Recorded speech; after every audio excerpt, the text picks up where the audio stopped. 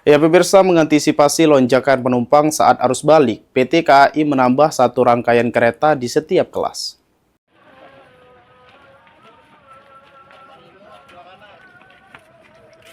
Guna meningkatkan pelayanan kepada penumpang kereta, PT KAI sudah melakukan persiapan sejak H-7 arus mudik lebaran hingga H+7 arus balik.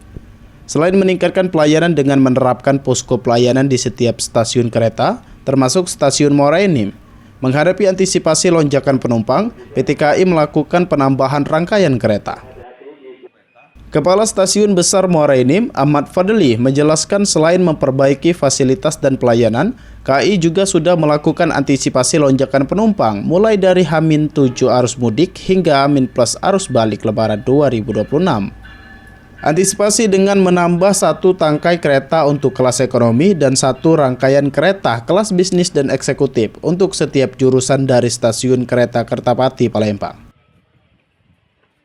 Penambahan kereta, kita ada penambahan satu kereta untuk di kereta ekonomi yang sebelumnya 5 K3, 5 kereta, kita menjadi 6 kereta.